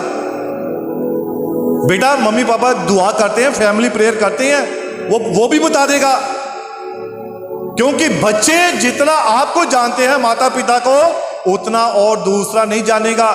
जितना पत्नी अपने पति को जानती है, उतना और कोई उसको नहीं जानता होगा। जितना पति अपनी पत्नी को जानता होगा, उतना दूसरा कोई नहीं जानता होगा। हालेलुया। इसीलिए शैतान इसी शक में हमें रखता है, अरे तुम बिल्कुल ठीक हो। लेकिन अगर रिश्तेदारों से पूछे कि आपका फलाना रिश्तेदार है, वो तो कहता मैं चर्च जाता हूं, तो वो आपकी सारी पोल खोल देगा। वो बता देगा कि आपका जीवन कैसा है। आपके पड़ोसी बता देंगे। इसीलिए नबी कहता है, खुदा का कलाम कहता है, मसीह में जब हम नई सृष्टि बनते हैं तो मसीह के स्वभाव को प्रकट भी करें, ताकि हमारा पड़ोसी, हमारी पत्नी, हमारे बच्चे, फिर चाहे जो मर्जी हो, मेरा बेटा यहां बैठा है, आप इसे बाहर ले जाकर पूछ लीजिए कि घर में प्रार्थना होती है, वचन पढ़ा जाता है, ये किया जाता है, वो क्या है, पूछ कर देख लीजिए। Hallelujah, hallelujah. तो इसीलिए शैतान बहुत चालाक है। आप जब भी कोई काम करते हैं, आप उस काम को, इस बात को ध्यान में रखकर करें कि आप एक मसीह हो, आप एक विश्वासी हो। आप कोई भी काम करते हैं, आपका कैरेक्टर, आपकी बातें दूसरे लोगों के ऊपर प्रभाव डालती हैं। वो बता देंगी, वो बातें बता देंगी, वो काम बता देंगे कि आपका जीवन कैसा है। हालेलुया। समझ रहे मेरी बात को? अब प्रभु बड़ी बरकत दे, बड़ी आशीष दे। और देखिए, ध्यान दें और गौर करें। हो सकता है कि आपका जीवन पास्टर के सामने बढ़िया हो सकता है पास्टर के सामने आप बड़े अच्छे बनते हो, कलीसिया के सामने आप बड़े अच्छे हो, परंतु अगर घर में आपका स्वभाव ठीक नहीं है तो आप नई सृष्टि नहीं है। एक सच्चा विश्वासी, वो चर्च में भी सच्चा विश्वासी है, वो घर में भी सच्चा विश्वासी है, वो बाहर भी सच्चा विश्वासी है। उसके स्वभाव में कभी चेंज नहीं आता है, वो हर जगह एक जैसा रहेगा। हालेलुया। अब देखिए, आपकी असली धार्मिकता आपके पड़ोसी, आपके रिश्तेदार, जब आप पास्टर से, चर्च से बाहर विचार कर रहे होते हैं, वहां पर आपकी विश्वसनीयता का पता लगता है।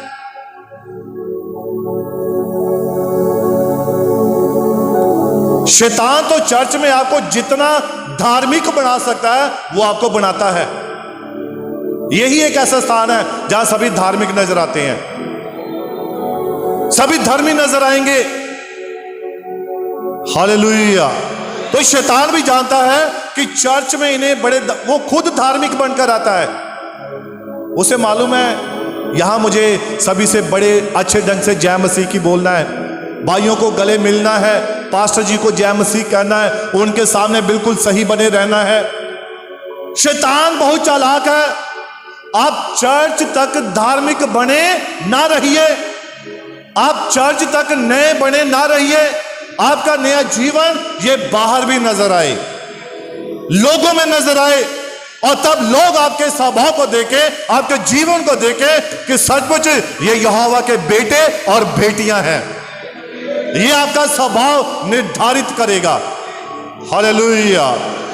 परंतु सिर्फ ये धार्मिकता सिर्फ चर्च तक, कलीसिया के सामने ही ना हो, ये बाहर भी आपकी धार्मिकता नजर आए। हालेलुया। ध्यान दें, आपकी पत्नी से ज्यादा, आपके बच्चों से ज्यादा आपकी धार्मिकता कोई नहीं जानता है। और आप धोखे में ना रहें। नबी कहता है, खुदा का कलाम कहता है, धोखे में ना रहें, अपने बारे में सच्चाई जानने की कोशिश करें। लोगों से पूछें आपकी जिंदगी में कौन सा पाप छिपा हुआ है। कई बार हम गलत बोल के आ जाते हैं, हमें मालूम नहीं होता है। एक बार एक विश्वासी था जिससे मेरी बात हुई, और मैंने उससे कहा कि भाई आप चर्च जाते हो।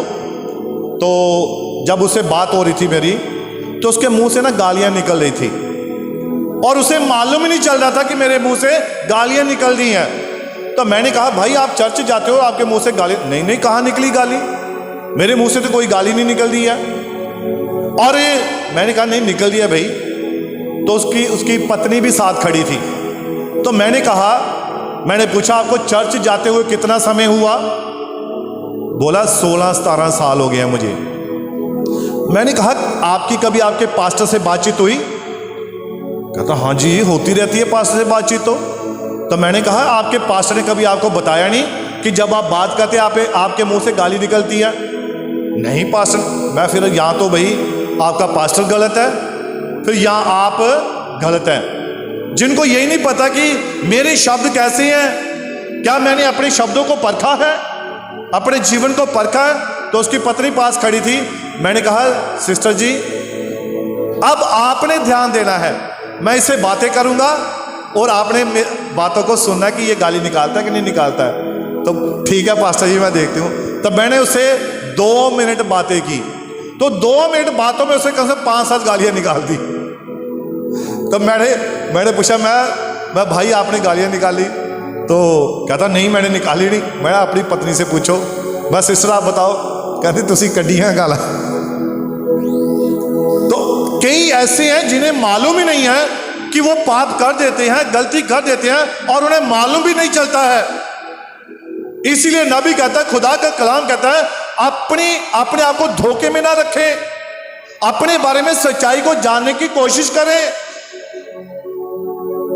आपकी जिंदगी में कौन सा पाप छिपा हुआ है? पाप कब पता लगता है? जब आप अकेले में होते हैं। अकेले होंगे ना जब, तब आपका पाप, आपके जो अंदर असली जो बैठा हुआ है वो प्रकट होगा, वो बताएगा। जब आप अकेले होते हैं और तब जब आपके पास मोबाइल हो, तब आपको कैसे विचार आते हैं। जब आप अकेले होते हैं तब मोबाइल में रील्स देख रहे होते हैं, आप मूवीज देख रहे होते हैं, आप अडल्ट पिक्चरें देख रहे होते हैं। तब ये पाप प्रकट होता है अकेले में।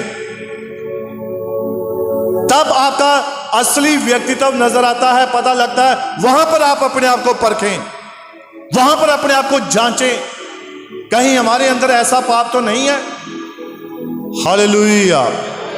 नबी कहता है पाप करने की अभिलाषा मन में बनी रहती है, पाप करने की अभिलाषा मन में हमेशा रहती है। हालेलुया। आपका मन शैतान से लड़ाई का मैदान है, इस बात का ध्यान रखिए। आपका मन जो है वो शैतान से लड़ाई का मैदान है।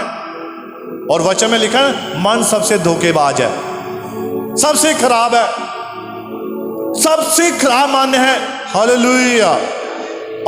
और देखिए, इसलिए मन में परिवर्तन आना जरूरी है। तो बदलाव कहां पर आना है? मन में। इसलिए नबी कहता है कि यहोवा परमेश्वर ने कहा है कि मैं तुम्हें अब क्या करूंगा, अब तुम्हारे ये जो हृदय हैं, तुम्हारे ये जो मन है, ये पत्थर के बन चुके हैं, इसलिए मैं ये पत्थर के मन निकाल कर आपको मांस का नया हृदय दूंगा। Hallelujah, hallelujah. अब देखिए यिर्मयाह की पुस्तक में लिखा है 18 उसकी 1 में, जैसे कुम्हार मामूली मिट्टी को बदलकर एक बढ़िया बर्तन के रूप में तैयार कर देता है, एक नया बर्तन बना देता है, उसी तरह से हमारी जिंदगी खुदा के हाथ में है। हम अपने आप को पूरी तरह से मिट्टी के समान खुदा के हाथों में दें ताकि वो हमारी जिंदगी से अपने मकसद को पूरा कर सके। हालेलुया। याकूब 4 उसकी 6 में लिखा है, खुदा घमंडियों का सामना करता है। नीति वचन 16-18, विनाश से पहले घमंड होता है और घमंड 4 प्रकार के हैं। घमंड कितने प्रकार के हैं? 4 प्रकार के घमंड के बारे में बताना चाहता हूं। पहला घमंड पता क्या है? आत्मिक घमंड, स्पिरिचुअल प्राइड। ये बहुत सारे लोगों को ये घमंड हो जाता है, आत्मिक घमंड। और ये आत्मिक घमंड क्या है? खुदा को रास्तबाज समझना और दूसरों को गुनहगार समझना, अपने आप को धर्मी समझना और दूसरे को पापी समझना। वो 2 व्यक्ति गए थे ना चर्च में दुआ करने के लिए, तो एक अपने आप को बड़ा आत्मिक समझकर, प्रभु मैं तो 2 बार हफ्ते में उपवास रखता हूं, मैं अपना दशमांश देता हूं, मैं ये करता हूं, मैं वो करता हूं। ये क्या है? ये एक आत्मिक घमंड है। खुदा की हजूर, क्या खुदा को नहीं मालूम कि आप उसके प्रति कितने ईमानदार हैं? उसे सब पता है कौन क्या कर रहा है। तो आप खुदा को बता रहे, प्रभु मैं देख, मैं ये अपना दशमांश देता हूं, मैं 2 बार उपवास रखता हूं, लेकिन एक जो बाहर खड़ा था चुंगी लेने वाला, उसने तो चर्च के अंदर भी नहीं आना चाहा और बाहर ही घुटने टेक लिए वहीं, और अपनी आंखें भी ऊपर नहीं उठाई। क्यों नहीं उठाई? कि प्रभु मैं इस योग्य नहीं कि मैं तेरी ओर देख भी सकूं। इतना अपने आप को उसने दीन किया, नम्र किया, इतना अपने आप को झुका लिया कि यहोवा परमेश्वर मैं तो इस योग्य भी नहीं कि मैं तेरे पवित्र भवन में पांव भी रखूं। तो लिखा प्रार्थना उसी की सुनी गई, वही धर्मी ठहराया गया। और जो अंदर बैठा था, जो अपने आप को समझा, अरे मैं चर्च में बड़ा धार्मिक हूं, मैं तो सारी रात दुआ करता हूं, मैं वचन पढ़ता हूं, मैं बड़ी अच्छी वर्शिप करता हूं, मैं ये करता हूं, मैं वो करता हूं, वो सब बेकार हो गया। ये एक स्पिरिचुअल प्राइड है, घमंड है ये। और खुदा कह के कोई घमंड नहीं काम करेगा।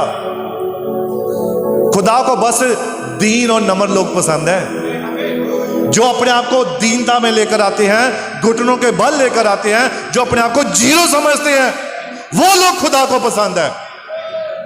हालेलुया। और दूसरा घमंड क्या है? प्राइड ऑफ रेस, यानी कि खानदान का घमंड। कई बार किसी को होता है, हम तो बड़े ऊंचे खानदान से आते हैं भाई, हमारा खानदान, हमारा परिवार तो बहुत बड़ा है। ये भी एक घमंड है, बाइबल कहती है, खुदा का कलाम कहता है। हालेलुया। मीकल जो थी, मीकल दाऊद की पत्नी, उसको यही घमंड था, मेरा पिता शाऊल, मेरा जो शाऊल है पिता, बहुत बड़ा ये राजा है, ये है वो है।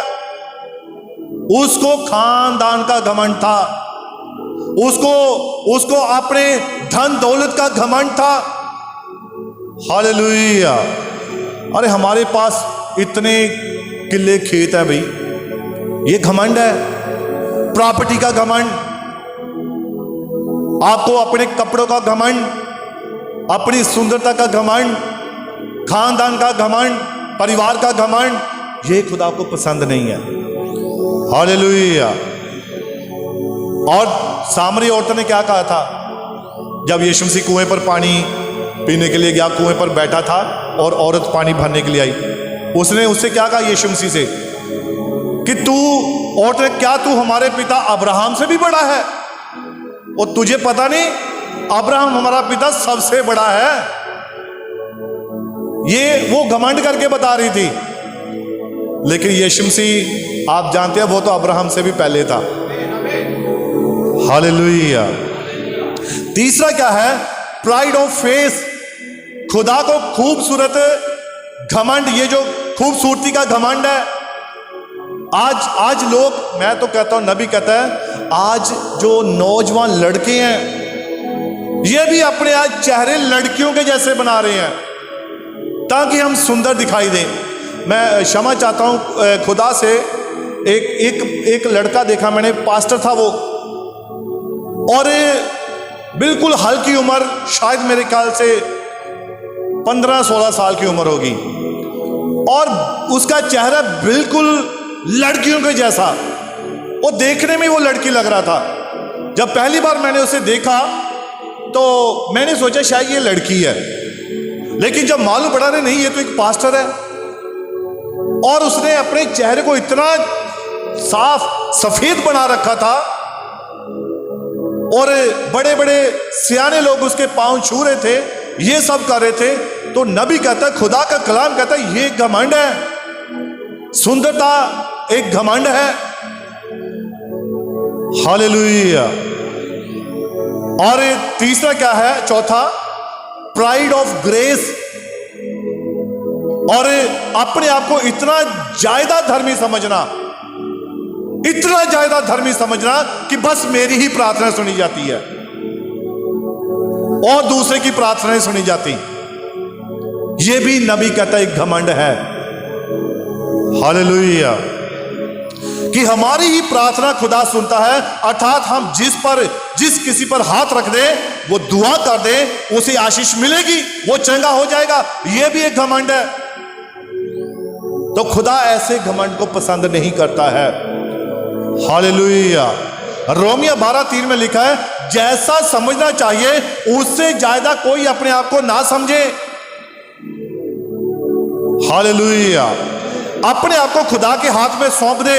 Submission in the hands of God as clay in the hands of potter. कि जैसे कुम्हार के हाथ में मिट्टी है, वैसे ही अपने आप को खुदा के हाथ में सौंप दो। प्रभु, हम तेरे सामने मिट्टी हैं, और वैसे भी इंसान मिट्टी है। तो मिट्टी यानी कि कुछ नहीं, अपने आप को इस प्रकार से खुदा के आगे बनाना है, तब प्रभु आपको एक नया बर्तन बनाता है।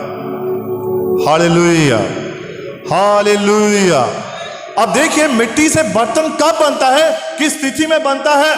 अब देखिए, मिट्टी का नरम होना जरूरी होता है। मिट्टी का, जिस मिट्टी से बर्तन बनना है उसे नरम होना जरूरी है। नम्रता से आपको खुदा के हवाले कर दे। अगर बर्तन बनाते वक्त मिट्टी के लौदे में अगर कोई पत्थर आ जाए तो कभी वो बर्तन सही बनेगा? तो आपके जीवन में अगर पाप हो, गलती हो, गुनाह हो, तो आप कभी नए नहीं बन सकते हैं। हालेलुया। तो इसीलिए खुदा का कलाम कहता है, भजन संहिता 119 उसकी 71 में लिखा है, भला हुआ कि मैं दुखी हुआ कि मैं तेरे हुक्मों को सीख सकूं। दूसरा तीमुथियुस 3:12 पर, जितने मसीह यीशु में भक्ति के साथ जीवन बिताना चाहते हैं वे सब सताए जाएंगे। तो इसीलिए संत मत्ती 10:22 में लिखा है, मेरे नाम के कारण सब लोग तुमसे बैर करेंगे, पर जो अंत तक धीरज धरेगा उसी का ही उद्धार होगा। नम्रता लाने के लिए खुदा कई बार हमें दुखों की भट्टी में भी होकर गुजारता है। और मिट्टी का गीली होना चाहिए, उसमें नमी होनी चाहिए। सूखी मिट्टी से बर्तन नहीं बन सकते हैं। अगर आप में खुश्की होगी, अगर आप में नम्रता नहीं होगी, दीनता नहीं होगी, आप कभी भी एक सही बर्तन नहीं बन सकते हैं। ये घमंड होगा, कभी भी आप अच्छा बर्तन नहीं बन सकते हैं। तो इसीलिए मिट्टी में गीला होना, नमी होना जरूरी है, प्रेम होना जरूरी है। मिट्टी के बर्तन को चाक पर घुमाना पड़ता है, यानी तौबा की जिंदगी। कई बार इंसान अपनी जिंदगी में नहीं समझता कि तौबा क्या है, कैसे करनी चाहिए, और वो गुनाह पर गुनाह करता जाता है। खुदा बार बार मौका देता है, न्यायाधीश का काम है न्याय करना। खुदा की मार से बचने का एक ही रास्ता है कि हम सच्ची तौबा करें, जो पवित्र आत्मा हमारे मन में डालता है। हालेलुया। मिट्टी को आग में तपाया जाता है, और आग में तपाया जाना यानी कि जब हम पर परीक्षाएं आती हैं, दुख की भट्टी में डाला जाता है। जब खुदा किसी इंसान को लेकर जाता है, उसके द्वारा वो हमें पवित्र करना चाहता है। दाऊद को कई कठिनाइयों का सामना करना पड़ा। तौबा एक ही आखिरी रास्ता है। हर एक को अपना रिश्ता खुदा के साथ ठीक करना पड़ेगा, तभी आप एक अच्छा बर्तन बन सकते हैं। हालेलुया। और नबी कहता, आज परमेश्वर का खजाना कहाँ है? इन मिट्टी के बर्तनों में है। आज खुदा का वचन कहाँ है? वो आपके अंदर है। आप खुदा के हाथों के बनाए हुए बर्तन हैं, और हमारे अंदर खुदा ने अपना वो खजाना अर्थात वो वचन डाला हुआ है, अपना पवित्र आत्मा डाला है। हालेलुया। नबी कहता कि जैसे चांदी को आग की भट्टी में कितनी बार निर्मल किया जाता है? 7 बार। 7 बार जैसे उसे निर्मल करके शुद्ध किया जाता है, वैसे ही खुदा हमारी जिंदगियों को उस निर्मलता के साथ उस आग की भट्टी में डालता है, और हमें चांदी के समान क्या करता है? पूरी तरह से शुद्ध करके बनाता है। हालेलुया। हम सब किसके हाथों में हैं? हम खुदा के हाथों में हैं। हमें अपने आप को परमेश्वर के हाथों में सौंपना है, ताकि परमेश्वर हमें क्या करे?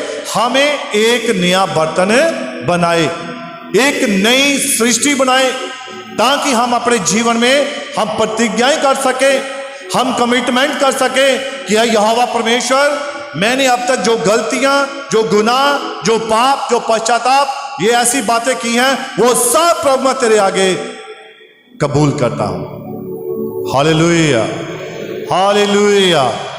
तो नए वर्ष के आने से पहले जब हम प्रवेश करें, तो हमें इन प्रतिज्ञाओं को याद रखना है, अपने जीवनों को परखना है, जांचना है कि खुदा ने पिछले साल में, पिछले समय में हमारे जीवन में जो बरकतें दी हैं, जो आशीषें दी हैं, उनको भी याद रखना है, और जो हम नहीं कर पाए उन्हें करने के लिए हम खुदा के साथ कमिटमेंट करें कि यहोवा परमेश्वर, मेरी जिंदगी से, मेरे जीवन से तू क्या कर? अपने कामों को पूरा कर।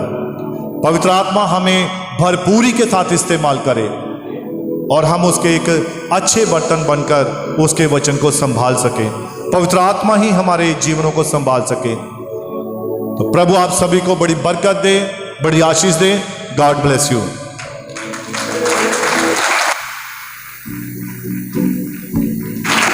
बाकी समय भाई जी के पास है। God bless you.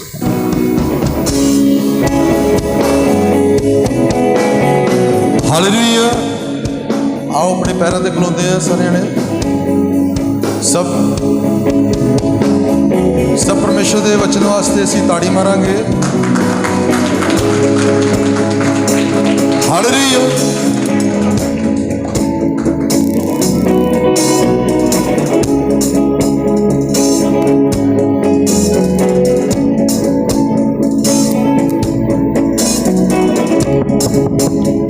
सब परमेश्वर का वचन सुन के खुश हैं? किन्होंने बरकत पाई है? हालेलुया। जो कोई मसीह विच है उसकी एक नवी सृष्टि है। हालेलुया। प्रभु आओ अपने खंड बंद कर दिया, प्रार्थना में चलते हैं। खुदा परमेश्वर से तेरे शुक्रगुजार हैं प्रभु यीशु मसीह, और आज इस समय में प्रभु तेरा धन्यवाद करते हैं, तेरा वचन सुनया गया है प्रभु। ये वचन साडे सारे जीवन च 100 गुना फल लेके आवे प्रभु यीशु मसीह। और मैं चाहूंगा प्रभु पास्टर विकास के प्रभु उस बरकत दे, उस परिवार को बरकत दे, उस सेवकाई को बरकत दे, जो नाल भाई है प्रभु उन्हें बरकत दे प्रभु यीशु मसीह। और आज जितने भी लोग प्रभु तेरे को बचाए हैं, सारे बरकत दे प्रभु। और जिन्होंने तेरा वचन भी सुना प्रभु, वो सारे बरकत दे। तेरा वचन कहता है जे तुसी मेरी आवाज को रीत ना सुनोगे तो तुम्हारियां जो नस्लियां ते भाइयां तोड़ नहीं पाऊंगा और खुदाया सचमुच प्रभु तेरे लोगों ने तेरा वचन रीत ना जिन्होंने सुना है तेरा आत्मा प्रभु की रक्षा करे और हर एक को बरकत दे और पासों को बरकत दे और खुदा आई हुई सारी जमात को बरकत दे प्रभु मैं तेरा धन्यवाद करता हूं यीशु मसीह और खुदावंदा आज इस दिन के लिए तेरे शुक्रगुजार हैं बस तेरी महिमा की है प्रभु और अस तेरी महिमा करते रहांगे जब तक ਅਸੀਂ जीवांगे प्रभु तेरे नाम की धन्यवाद ਤੇ ਮੁਬਾਰਕਾਂ ਕਰਾਂਗੇ ਇਹ ਪ੍ਰਾਰਥਨਾ ਆਪਣੇ ਉਧਾਰ ਕਰਤਾ ਪ੍ਰਭੂ ਯੀਸ਼ु मसीह के नाम ਵਿੱਚ ਮੰਗਦਾ ਹਾਂ आमीन आमीन प्रभु नाम की महिमा होवे आओ लास्ट गीत गाते हैं वर्ड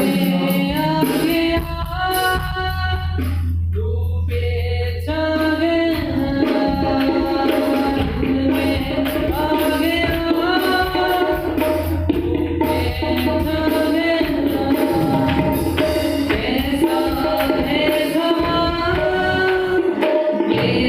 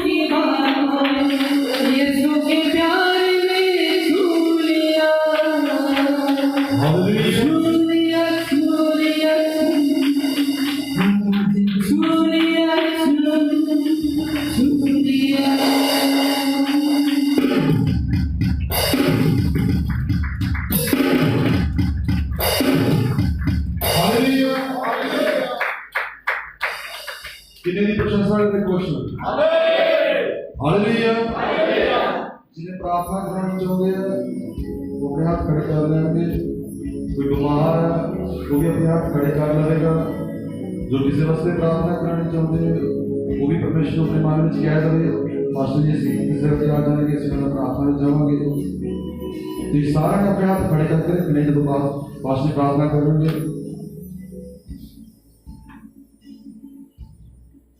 आइए हम सभी अपने सिर को झुकाएंगे जबकि हमने अपने हाथों को ऊपर उठाया हुआ है और विश्वास करते हैं कि ये हाथ सिर्फ उस महान परमेश्वर के लिए उठी है और वो जानता है इन हाथों के पीछे क्या जरूरत है। प्रभु मेरी बेनती है प्रभु, जिस भाई ने जिस बहन ने प्रभु इस वक्त प्रभु यीशु से जो अपने मन में या तेरे सामने प्रभु अपनी इच्छा को रखा पिता और प्रभु यीशु से मेरी प्रार्थना मेरी विनती है प्रभु, अगर कोई दुखी है, अगर कोई रोगी है, अगर कोई बीमार है, प्रभु यीशु मसीह के पवित्र और सामर्थी नाम से इसकी बहुत वो चंगाई पाए प्रभु और तेरे नाम को महिमा, तेरे नाम को ही आदर मिले प्रभु। मेरी प्रार्थना मेरी विनती है प्रभु यीशु मसीह मेरे प्यारे खुदा है प्रभु, तो हर एक उस प्रभु यीशु से मैं दुष्ट आत्मा को डांटना प्रभु जिसने अगर किसी को यहाँ पर जकड़ा हुआ प्रभु, नशे की आत्मा को, गलत आत्मा को, झूठ की आत्मा को, अविश्वास की आत्मा को यीशु मसीह के नाम से मैं ढांप देता हूँ मेरे पिता। शुगर की आत्मा को, ब्लड प्रेशर बढ़ाने वाली आत्मा को और हर रोग की आत्मा को यीशु मसीह के नाम से मैं श्रापित कर देता हूँ मेरे पिता।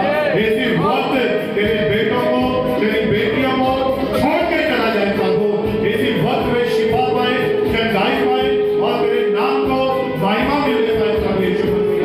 मेरे प्यारे खुदा जी, अगर इनमें से किसी ने अपने किसी रिश्तेदार के लिए, अपने किसी भाई बहन के लिए या किसी के लिए प्रभु प्रार्थना के लिए मन में सोचा तो प्रभु तू जानता है प्रभु, और तेरा दूध जाए प्रभु उस व्यक्ति को, उस बहन को, उस बुजुर्ग को, उस माता को चंगा करे प्रभु और तेरे नाम को महिमा मिले प्रभु। सारी महिमा प्रभु मैं तुझे दूंगा पिता, तू ही धन्यवाद के योग्य परमेश्वर प्रभु, तू ही स्तुति के योग्य परमेश्वर पिता, तेरा ही धन्यवाद करता प्रभु। जैसा कि तेरा वचन कहता है, तेरा कलाम कहता है प्रभु यीशु मसीह कि तू तेरे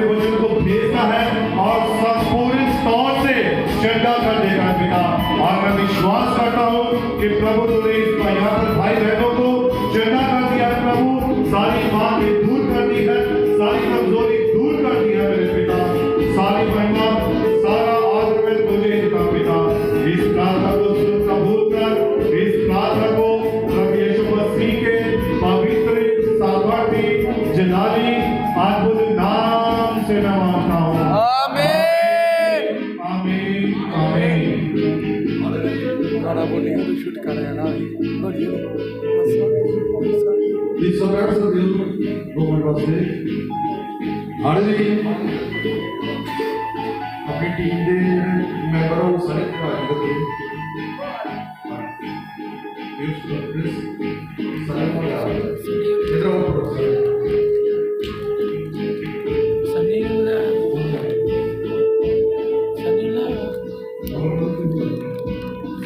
करके करा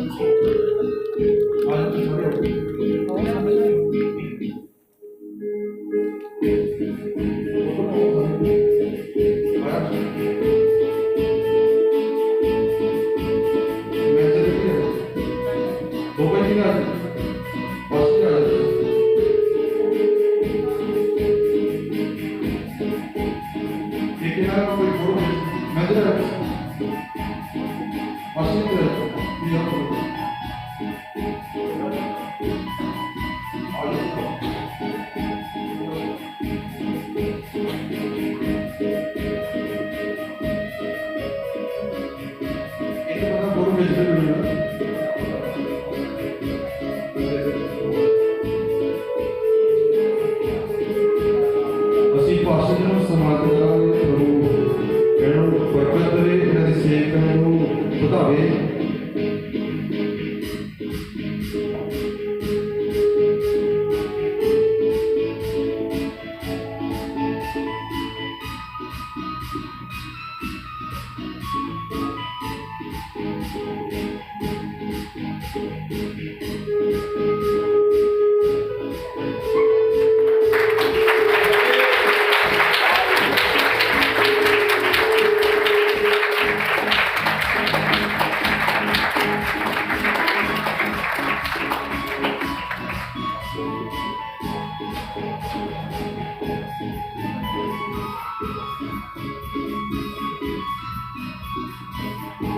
हालेलुया। सब जोरदार ताली मारें।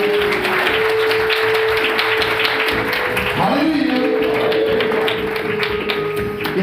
अच्छा भारी कुछ बड़ा है और अच्छा ब्रदर पेशी आएंगे, लास्ट प्रार्थना से ब्रदर पेशी में जावांगे। उसके बाद सारे ने खाना खा के जाना है। आमीन। हालेलुया।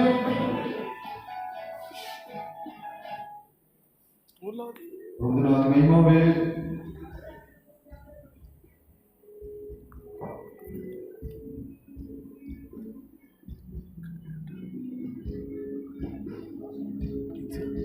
ज्यादा ठीक बोलना है ਸਾਡੇ ਸਾਨੂੰ ਦੇਖ ਰਹੇ ਹਨ ਬਲਕਿ ਤੂੰ ਇੱਥੇ ਹੈ ਕਿਉਂਕਿ ਇਸ ਕਾਰਨ ਨੂੰ ਪਸੰਦ ਕੀਤਾ ਹੈ ਮੇਰੇ ਪ੍ਰਭੂ। ਤੂੰ ਆਪਣੇ ਬੱਚਿਆਂ ਨੂੰ ਪਿਆਰ ਕਰਨ ਵਾਲਾ ਖੁਦਾ ਹੈ ਮੇਰੇ ਪ੍ਰਭੂ। ਤੂੰ ਕਹਿਆ ਹੈ ਕਿ ਇੱਥੇ 2 ਜਾਂ 3 ਮੇਰੇ ਨਾਮ ਤੇ ਇਕੱਠੇ ਹੋਣਗੇ, ਮੈਂ ਉੱਥੇ ਹਾਜ਼ਰ ਹੋਵਾਂਗਾ। ਪਿਤਾ ਤੂੰ ਇਸ ਵਕਤ ਆਪਣੇ ਵਚਨ ਦੇ ਅਨੁਸਾਰ ਇੱਥੇ ਹੈ ਮੇਰੇ ਪ੍ਰਭੂ। तेरे वचन सच्चे हैं, धरती आकाश काट जाएंगे लेकिन तेरे वचन कभी नहीं होंगे मेरे प्रभु। और तू वायदे का पक्का खुदा है, जिंदा खुदा है, चलन फिरने वाला बेचने वाला खुदा है मेरे प्रभु। असी किसी मरे पे खुदा की आराधना नहीं कर रहे, असी जिंदे खुदा की आराधना करते हैं मेरे प्रभु। इस महान प्यार में, इस पवित्र प्यार में जो तू सानू दिता है, इसलिए तेरे लिए असी तेरा धन्यवाद करते हैं, महिमा बड़ाई करते हैं। मैं फिर बेनती करता हाँ जो सारे भाई बहन मानते हैं उन्होंने नरोया कर तेरे वचन पर लिखे है। वो तेरिया सारिया मानदियां वो तेरिया सारिया परियां क्षमा करता है, वो तेरे सारे लोगों को नरोया करता है। तू 1 2 या 3 या 4 लोगों को नरोया नहीं करता, बल्कि सारे लोगों को नरोया करने वाला खुदा है। भाई बंटी और इस सारी जमात को बेहद आशीष दे, बरकत दे और ये आशीष तेरे अनंत प्यार में तैयार होने में मदद साबित हो। जिस तरह कौन की मदद की पईया भैनों ने तक जाने की मदद करी, हमेशा साडे संग रही। जिवें तूं कहा है कि संसार के अंत तक हर वेले साडे नाल रहना, हर वेले साडे नाल रही। और जो सब तो अहम साडे नाल वचन कीता है अनंत जीवन का, उसका सबनों हिस्सेदार बनावी, इहदे योग बना, इहदियां बरकतां दे मेरे प्रभु। मंग लिया तेरे मिठे गलाली पवेगा और अति प्यारे नाम प्रभु यीशु सी देना। आमीन। हालेलुया। तो सारे जय मसीह जी। और घरां विच एक दूसरे वास्ते प्रार्थना करनी है। और चर्च जो है सवेरे 10 बजे लगेगा, सारे समय से आना है। आमीन। और 31 की जी मीटिंग होगी वो रात को करांगे। तुसीं 8 बजे इत्थे पहुँच जाना है, तो पहला खाना खवा दिया जाएगा, उस तो बाद असीं आराधना शुरू कर देंगे। 12 बजे तक आराधना चलेगी और उस तो बाद तुसीं अपने घर जा सकते हो। और प्रार्थना च रहना उस मीटिंग वास्ते। आमीन आमीन। सारे किसी वक्त प्रार्थना करेंगे आमीन हालेलुया। और जो भी आते हो बंदगी घरों प्रार्थना करके आया करो। मैं बहुत बार कहना तुसीं प्रार्थना बहुत कई लोग करके नहीं आते, मैं चाहता तुसीं जो आते हो जरूर प्रार्थना करके आया करो।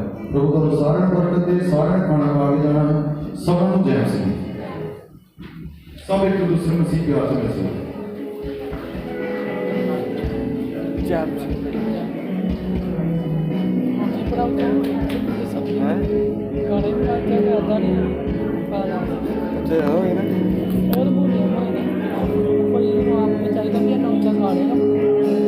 कोई कहता है मैं झट स्केल तो पता था मैं दीवा थोड़ा कर देगा एक स्केल मैंने कितों सी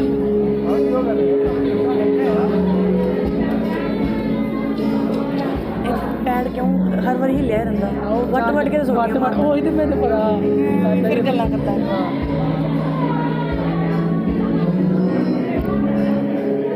दो मैनू कवर कवर दो यू आर मॉगली बॉय पता की दिक्कत है ਜਦੋਂ ਉੱਤੇ ਰੈਡੀ ਨਹੀਂ ਨਾ ਲਿਖਿਆ ਆਇਆ ਸੀ ਹਾਂਜੀ ਤੇ ਮੈਂ ਫੋਟੋ ਖਿੱਚਤੀ ਰੈਡੀ ਨਹੀਂ ਲਿਖਿਆ ਆਇਆ ਉਹ ਵੀ ਫੋਟੋ ਤੇ ਜਦੋਂ ਖਿੱਚੀਆਂ ਸੀ ਰੈਡੀ ਨਹੀਂ ਲਿਖਿਆ ਆਇਆ ਇਦਾਂ ਦੀ ਆ ਗਈ ਹੈ ਕਾਲੀ ਕਾਲੀ ਬਾਕੀਆਂ ਨਾਰਮਲ ਆਈ ਇਦਾਂ ਨਹੀਂ ਸਹੀ ਆ ਫੋਟੋ ਕਾਲੀ ਆ ਕੱਢਦੇ ਯਾਰ ਪਤਾ ਕੀ ਹਾਲ ਹੈ ਇਦਾਂ ਆਉਂਦਾ ਨਾ ਰੈਡੀ ਨਹੀਂ ਲਿਖਿਆ ਕੀਤਾ ਨਾ ਵੈਸੇ ਹਾਂਜੀ हो गया कोट सारा।